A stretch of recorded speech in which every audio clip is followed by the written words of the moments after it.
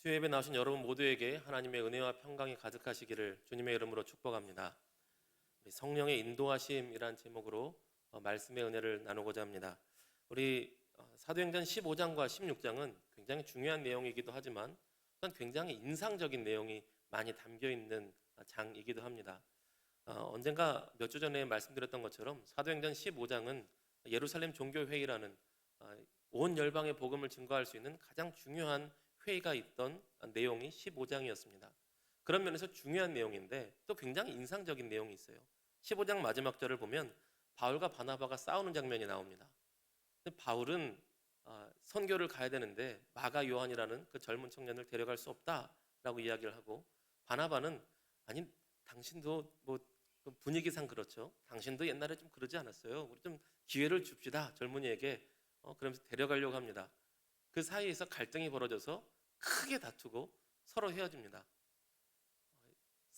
사도와 같은 이 큰 위대한 사도들이 큰 다툼을 벌였어요. 그런데 누가 옳으냐? 둘 다 옳습니다. 틀리지 않아요. 둘 다 맞는 말입니다. 선교지에 데려갈 수 없죠. 한번 힘들다고 도망간 이 청년을. 그런데 또 언제까지 기회를 안 주겠습니까? 기회를 주기도 해야죠. 그 말도 맞습니다. 이런 상황을 어떻게 해야 될까요? 여러분, 교회도 이런 일이 얼마든지 있을 수 있는 거 아시죠? 바울 같은 사람이 있고요, 바나바 같은 사람이 있습니다. 마가 요한 같은 사람이 있어요. 근데 놀라운 것은요, 이 모든 아웅다웅 속에서 모든 것을 합력하여서 하나님께서 선을 이루어 가신다는 것입니다. 마가는 어쩌면 이것이 마음의 상처가 됐을지도 모르겠어요. 그래서 더 그리스도의 사람이 되기를 결단했을지 모르겠습니다. 그래서 이 마가는 나중에 베드로가 받아줍니다. 베드로가 제자를 삼아요. 마가처럼 선교하다 도망간 사람을 받아줄 수 있는 사람은 최적임자가 베드로였습니다. 왜냐하면 닭이 두 번 울기 전에 예수님을 부인했던 경험이 있거든요. 마가야, 나는 더한 사람이었어. 마가야, 나는 더했어. 괜찮아. 그럴 수도 있지 뭐. 괜찮아. 그래서 베드로가 주는 그리스도시여 살아계신 하나님의 아들이십니다라는 고백을 했는데, 마가도 나중에 마가복음을 쓰면서 하나님의 아들 그리스도 예수의 복음의 시작이라, 이렇게 베드로의 제자 같은 말을 합니다. 물론 사도 바울도 나중에는 마가 요한을 동역자로 인정하여서 나의 사역 가운데 마가 요한 좀 데려와라, 이렇게 할 만큼 마가 요한을 인정하고 동역자로서 같이 활동하는 모습을 보게 됩니다. 단순히 그들이 화목했다 정도가 하나님이 쓰신다는 것은 아니고요, 이것을 통해서 바나바는 1차 선교여행 때 갔던 지역을 돌보고, 바울은 바나바랑 싸웠으니까 바나바가 없는 데로 가요.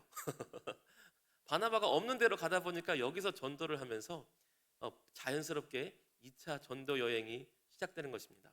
그리고 여기서 바나바하고 떨어졌기 때문에 자기의 동역자로 신라를, 바울과 신라가 동역자가 되는데, 여기서부터 본격적으로 신라가 바울의 짝꿍으로 같이 가게 됩니다. 우리가 읽은 16장으로 넘어오는데요, 여기서 인상적인 것이 더베라는 지역에 굳이 바울이 찾아갑니다. 이게 왜 그러냐면, 더베는 사도 바울이 죽을 뻔했던 곳이에요. 전도하다가 굉장히 위험했던 곳인데 그 지역을 또 갑니다. 그리고 그의 제자, 예수님의 제자 디모데를 또 데리고 선교 여행을 가기 시작합니다. 이런 흥미로운 이야기가 압축돼서 있는 곳들이 15장, 16장 이야기입니다. 그 중에서 개인적으로 너무나 흥미로운 이야기가 우리 16장의 6절에서 10절 사이에 있는 4절의 말씀입니다. 여러분도 유명한 구절이라 아실 거예요. 2차 선교 여행으로 사도 바울이 아시아 지역으로 복음을 증거하려고 가려고 하는데 성령님께서 막으십니다. 그쪽 아니야. 거기 아니야.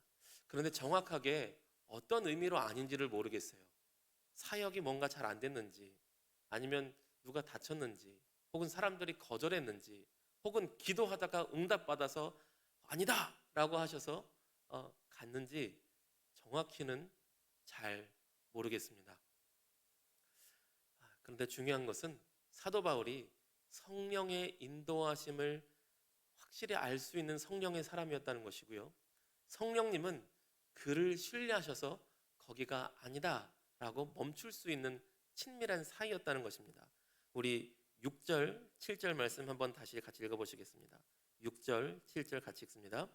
성령이 아시아에서 말씀을 전하지 못하게 하시거늘 그들이 부르기아와 갈라디아 땅으로 다녀가 무시아 앞에 이르러 비두니아로 가고자 애쓰되 예수의 영이 허락하지 아니하시는지라. 아멘. 여러분, 참고로 성령님은 동일하게 예수님의 영이십니다. 성령님은 예수님을 증거하는 영이시고 예수님께 속한 영이시며 예수님을 가르치는 영이시고 예수님을 믿게 하시는 영이 성령님이십니다.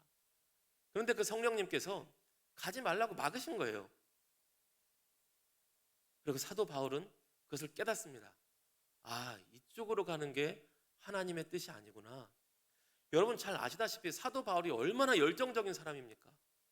사도 바울은 목적 지향적인 사람이고요, 바나바는 관계 지향적인 사람입니다. 그래서 뭔가 목적을 이루고 사업을 이루는 데는 바울 같은 사람이 이루고요, 사람을 돌보고 챙기고 마음을 쓰는 데는 바나바 같은 사람이 하는 겁니다. 근데 굉장히 열심히 있게 나가는 사람인데 이미 얻은 것은 잊어버리고 표대를 향해서 또 나가는 그런 사람인데, 아시아로 나가고자 선교팀을 준비하는데 얼마나 열심히 있게 준비를 했겠어요. 철두철미하게 준비했을 것입니다. 그런데 성령님께서 아니야 라고 하셨어요. 그러자 사도 바울은 그럴 리가 없어요. 에이, 그럴 리가 없어요. 내가 얼마나 열심히 준비했는데 여기 하나님께서 아니라고 하시겠어요? 그럴 리가 없어요. 사탄아 불러가라 그러면서 나는 아시아로 가겠다 막 이러고 애쓴 것이 아니라, 하나님 여기가 아닌가요? 알겠습니다. 딱 끊고 돌아가서 하나님의 인도하심을 따라, 하나님의 인도하심이 어딜까? 또 더듬어서 하나님의 뜻을 쫓아 가기 시작했다는 것입니다. 여러분, 여기서 사도 바울과 성령 하나님께서 얼마나 친밀한 관계였는지가 알 수가 있어요. 성령의 인도하심을 경험하고 순종할 수 있는 자세. 여러분, 성령님께서 아니야 라고 하시는 거 아무에게나 하실까요? 그러지 않습니다. 거기 아니야, 거기 가지마 라는 거요, 우리 주변 사람들한테 그거 아니야, 그거 하지 마세요, 그러면 안 돼요, 오지 마세요, 그거 먹지 마, 이런 얘기 하는 것도요, 정말 친한 사이 아니면 못합니다. 지나가던 청소년들에게요, 요즘은요, 야 담배 피지 마, 그 말 하기도요 참 어려운 시대입니다. 근데 내 아들 딸이, 내 손주가 그런다면요, 그거 반항을 하더라도 말리지 않겠습니까? 너무나 사랑하니까, 그리고 내 말을 들을 만한 관계니까. 이 녀석 어디 담배를 피고 있어, 어린 녀석이 어디서 술을 마시고 있어 벌써부터, 그러면 안 되지, 하지 말라고 말할 수 있을 만큼 사도 바울과 성령님이 친밀한 관계였다는 거예요. 성령님과 사도 바울이 이런 신뢰가 있는 겁니다. 사도 바울은 하지 말라는 말을 들을 수 있을 만큼 나와 친한 자야, 그리고 순종할 준비가 된 자야 라는 신뢰가 이미 하나님께도 그리고 바울에게도 있었던 겁니다. 성령의 인도하심을 받는 사람은요, 하나님께서 no라고 하실 때 멈출 수 있는 사람입니다. 여러분, 이게 굉장히 어렵고요, 굉장히 중요합니다. 자동차가요, 가는 게 중요할까요? 멈추는 게 중요할까요? 가는 것도 참 중요한 건데요, 가는 것만큼이나 더 중요한 게 멈추는 게 중요합니다. 자동차를 막 300km를 막 달릴 수 있는 슈퍼카를 만들었더라도요, 그 300km 속도 이상을 제어할 수 있는 브레이크 장치를 만들지 못한다면 절대 팔면 안 됩니다. 멈출 줄 알아야 돼요. 우리 하나님의 인도하심에, 하나님의 뜻하심에 막 열정적으로 가다가도 멈춰야 된다는 하나님의 사인이 있을 때 멈출 수 있는 하나님의 사람들이 되시기를 주님의 이름으로 축복합니다.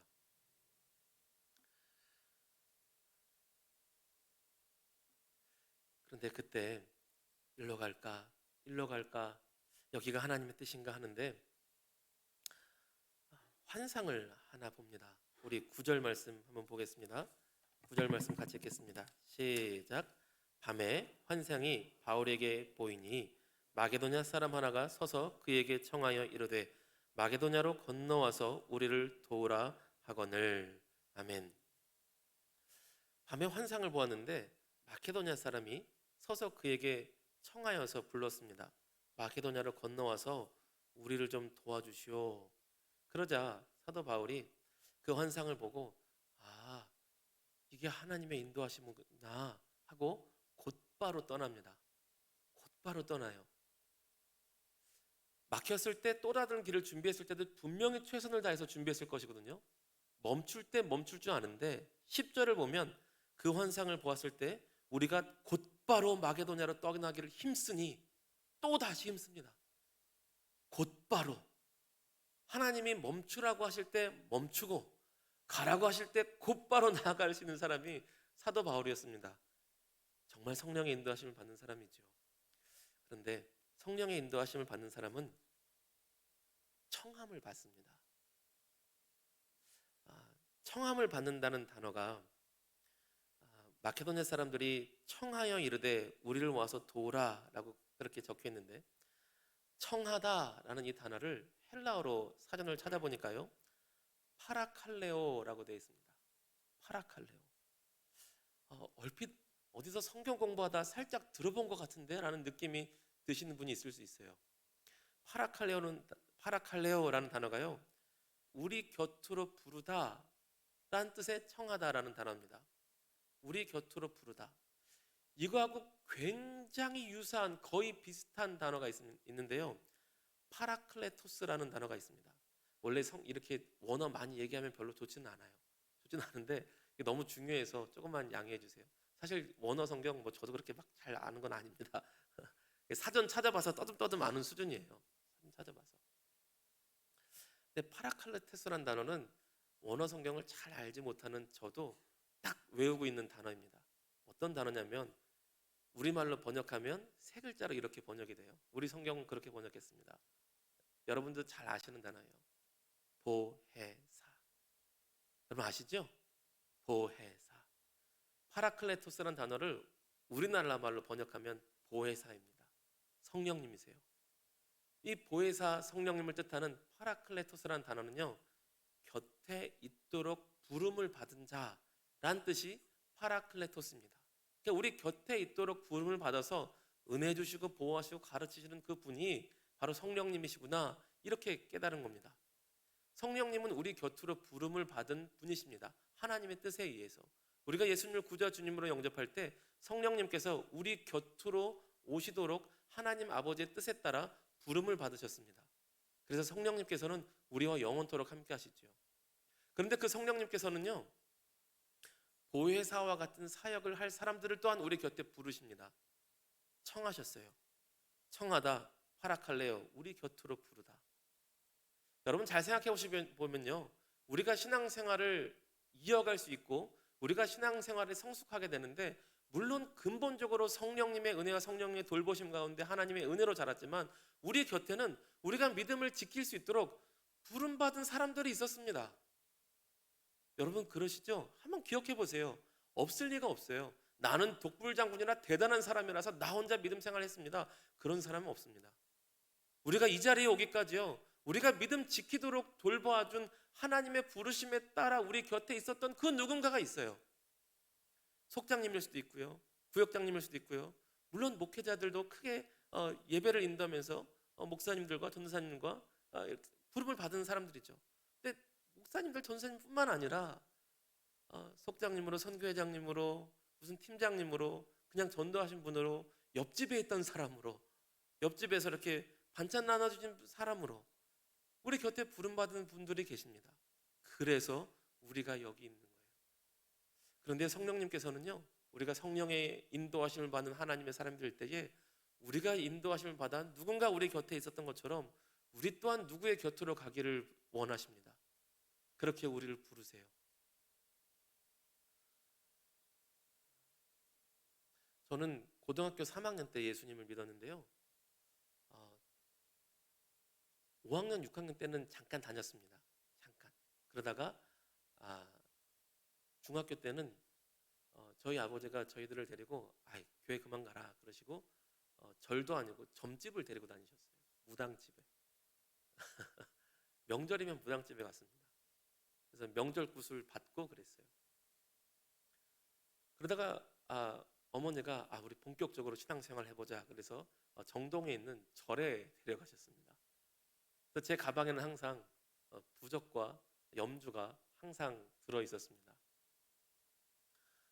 그러다가 하나님의 은혜로 저희 어머니께서 먼저 교회를 가셨는데요, 저는 그날이 중고등학교 6년 중에 유일하게 어머니한테 대들었던 날입니다.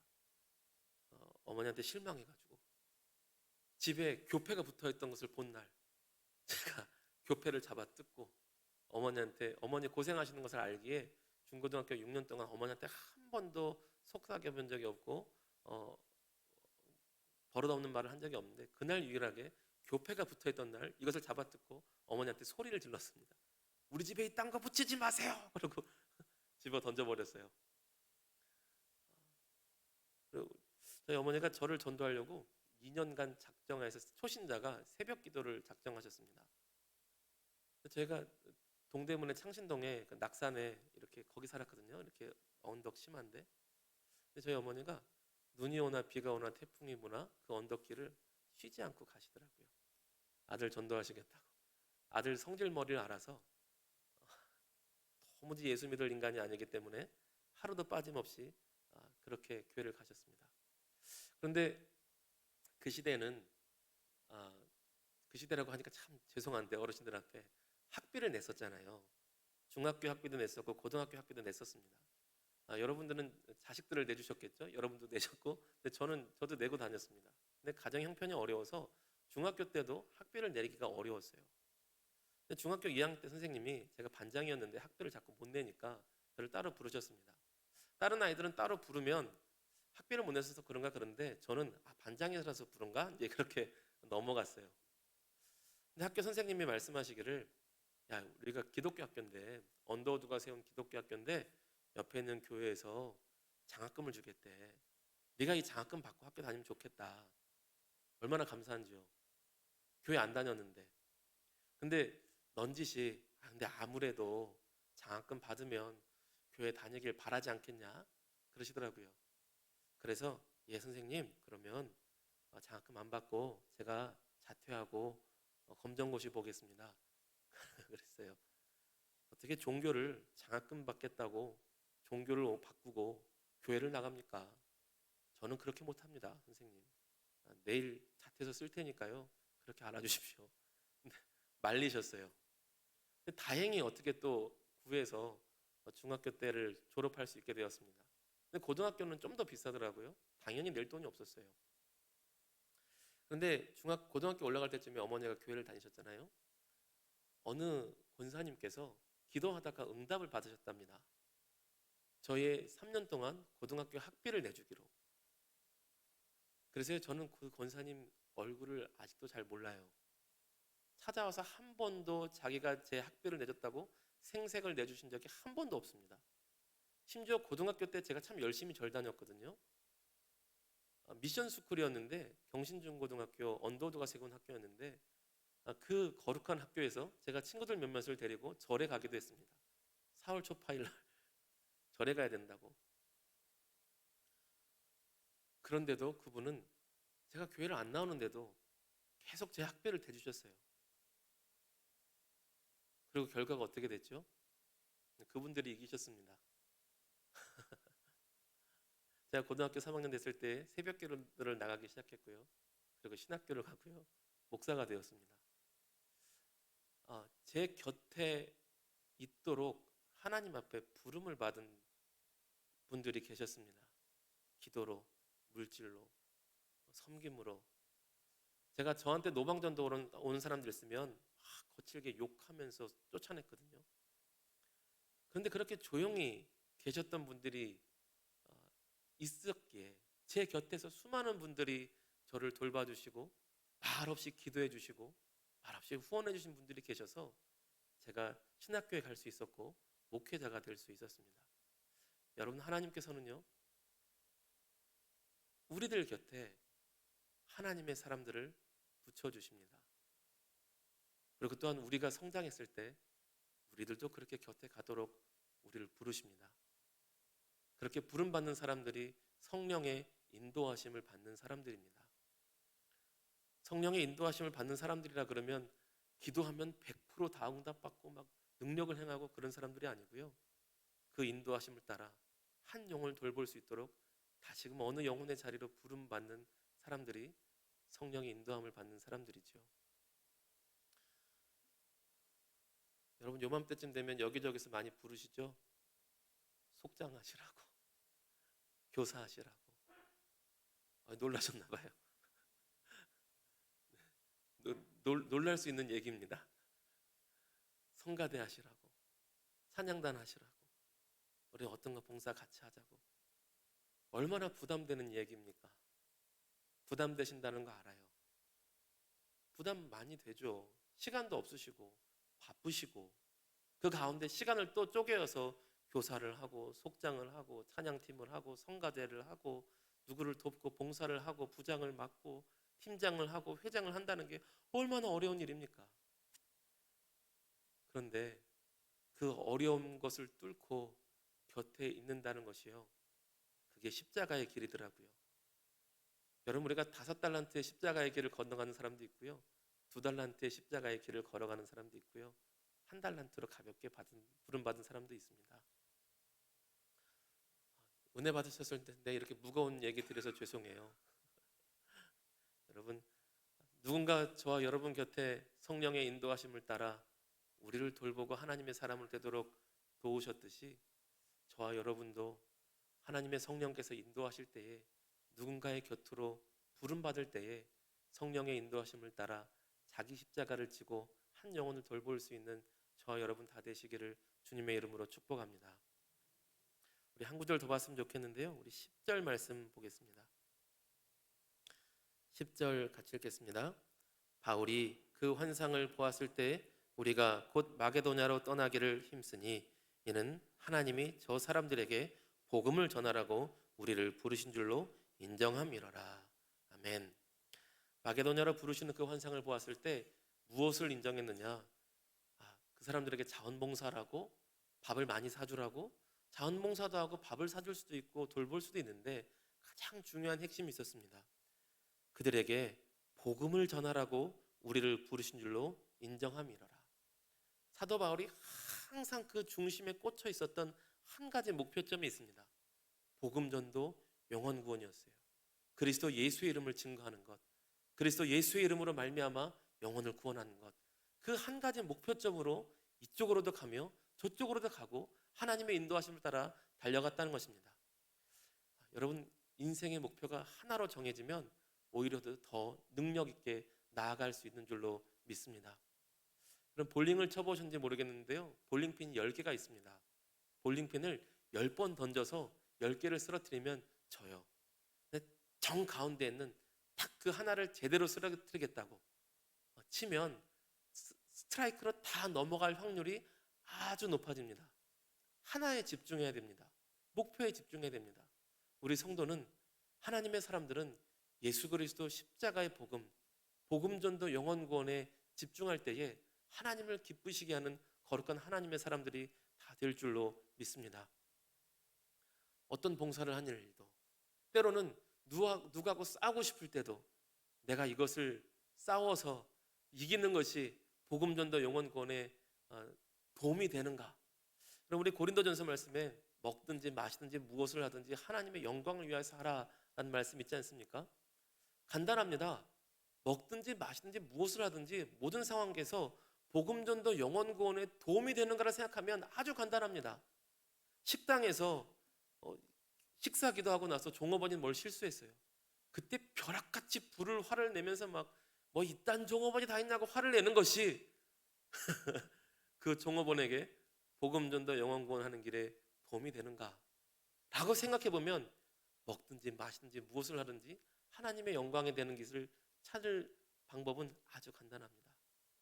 여러분, 우리의 모든 사역과 삶의 모든 방향에서도, 심지어는 가정에서도, 집에서는 교회에서는 막 기도하는데 가정에서도 우리 자녀들에게 복음전도 영혼 구원에 도움이 되는가를 고민한다면 좀 다를 것 같아요. 여러분, 이 얘기가요, 자녀들을 붙들어 놓고 막 주입식으로 막 성경 안 읽으면 너 열대 맞아 막 이러라는 얘기는 결코 아닙니다. 그런 얘기가 있죠. 모르는 사람은 말로 전도하고 아는 사람은 행함으로 전도한다고요. 우리 자녀들에게 행함 가운데 사랑으로 품어주고 이야기하고 내 말투 가운데 복음 전도 영혼 구원에 도움이 되나? 그러면요, 최소한 애들 보는 앞에서는 부부싸움을 안 하려고 노력하실 것 같아요. 싸울 수는 있지만 엄대서 하시겠죠. 우리가 모든 삶의 순간에 실수할 때도 있지만 우리의 궁극적인 목표, 복음 전도, 영혼 구원을 향하여서 목표를 삼고 먹든지 마시든지 무엇을 하든지 하나님의 영광을 위해서 살아가는 저와 여러분 다 되시기를 주님의 이름으로 축복합니다. 그리하여 성령의 인도하심 가운데 살아가며 자기 십자가 가지고 살아가서 하나님의 기쁨이 되고 하나님께 영광 돌리는 거룩한 하나님의 사람들이 다 되시기를 다시 한번 주님의 이름으로 축복합니다. 기도하겠습니다. 거룩하고 자비로우신 하나님 아버지 감사합니다. 하나님, 사도 바울이 성령의 인도하심을 따라 가고 멈추고 곧 나아가며 바로 즉시로 방향을 돌이킬 수 있는 그 온전한 순종하는 모습을 보았습니다. 하나님, 우리가 하나님의 인도하심에 순종할 준비가 되었을 때에 우리 또한 성령의 인도하심 가운데 거하게 될 줄로 믿습니다. 아버지여, 성령의 인도하심을 따라 우리 주변에 참 많은 하나님의 사람들이 또 다른 보혜사처럼 성령님의 모습을 닮아가는 작은 예수의 모습으로 우리 곁에서 각자의 분량을 따라 자기 십자가를 지고 우리의 믿음이 자라도록 돕는 수많은 분들이 계셨습니다. 아버지요, 그 믿음의 선배들을 우리 곁에 보내주셨음을 감사합니다. 하나님 또한 우리가 성장하였을 때 우리도 주님께서 보내실 터인데 우리의 작은 섬김을 통하여서 함께 곁에 있어주는 십자가의 길을 통하여서 우리를 통하여서도 영혼이 자라며 영혼을 소생시키는 또한 하나님의 사람으로 이끌어가는 복된 교회 공동체 가족이 될 수 있도록 우리를 인도하시고 함께하여 주시옵소서. 아버지, 무엇보다도 복음 전도 영혼 구원 십자가 복음에 집중하여서 먹든지 마시든지 무엇을 하든지 하나님께 영광 돌릴 수 있는 거룩하고 영광스러운 복된 하나님의 백성들이 다 되게 하여 주시옵소서. 주께서 오늘도 우리와 함께 해주심을 감사와 찬양을 드리며 너무나 좋으신 우리 구주 예수 그리스도의 이름 받들어 감사하며 기도 올리옵나이다. 아멘.